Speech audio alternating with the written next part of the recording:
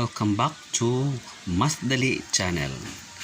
Today, another interesting topic we are going to discuss.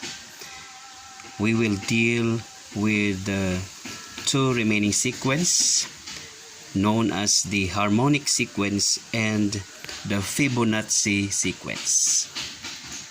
So what is a harmonic sequence?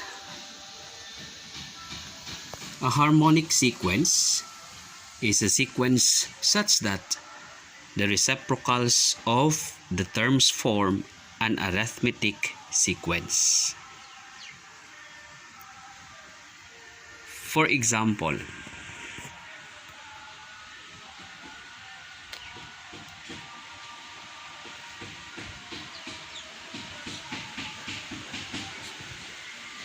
one half, 1/4, 1/6, 1/8,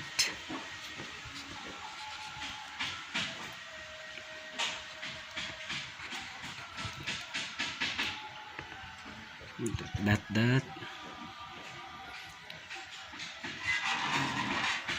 If we are going to take the reciprocals of these fractions, like 1/2, the reciprocal is 2/1, 1/4, that is 4/1, 1/6 is 6/1, and 1/8 is equal to 8/1.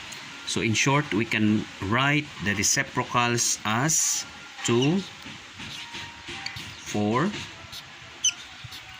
6, and 8, and so on and so forth. So the sequence becomes this 2, 4, 6, 8, etc., which is an arithmetic sequence.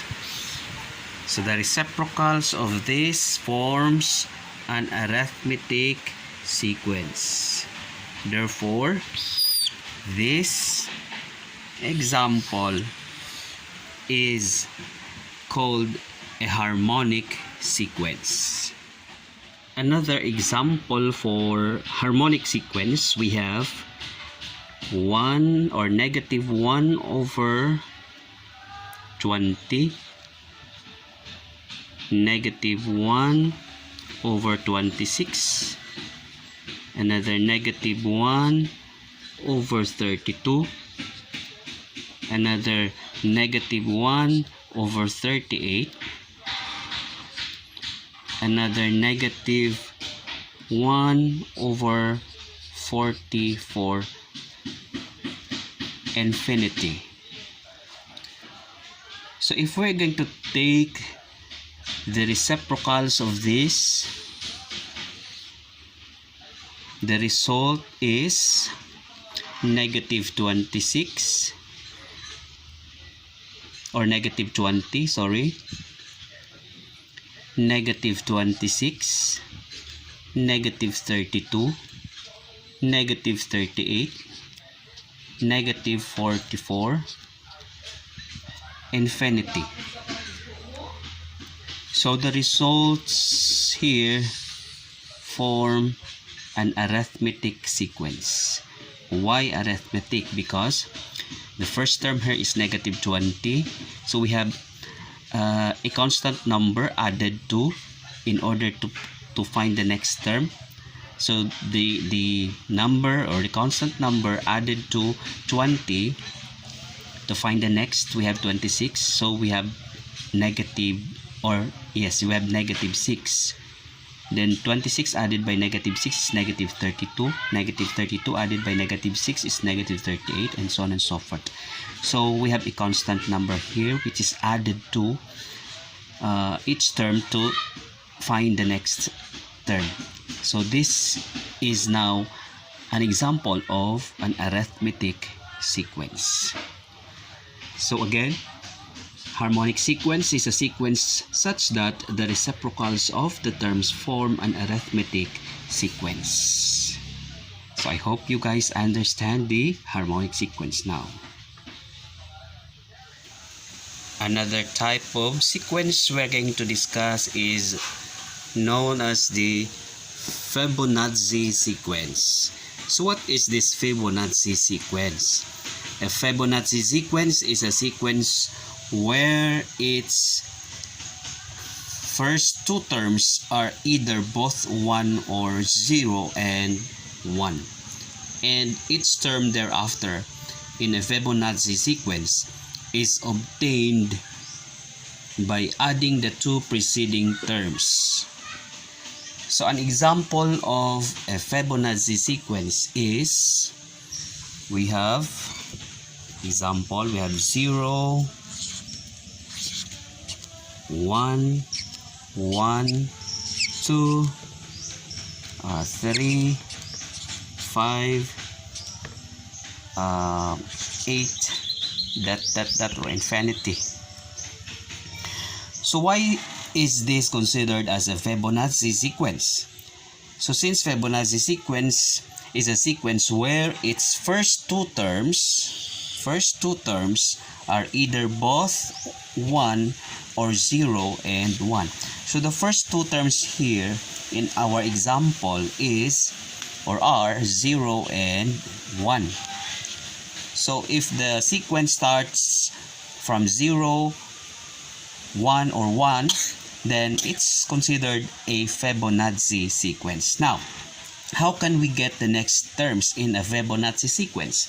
So we can find the next terms in a Fibonacci sequence by adding the two preceding terms. Like for instance, 0 plus 1 is 1, 1 plus 1 is 2, 1 plus 2 is 3, 2 plus 3 is 5, 3 plus 5 is 8. So you can find the next term here as 5 plus 3 equals 13. The next term here would be 21.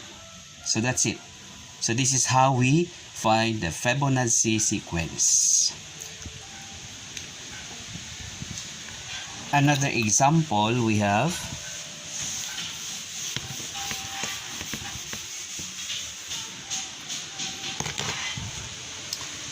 30, 34, 55, 89. Find the next two terms in this Fibonacci sequence. The next two terms would be, so 55 plus 89, so you have 14.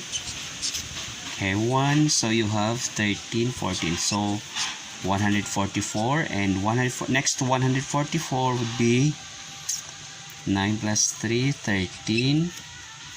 Carry 1, so you have 12, 13. Carry 1, so it's 233.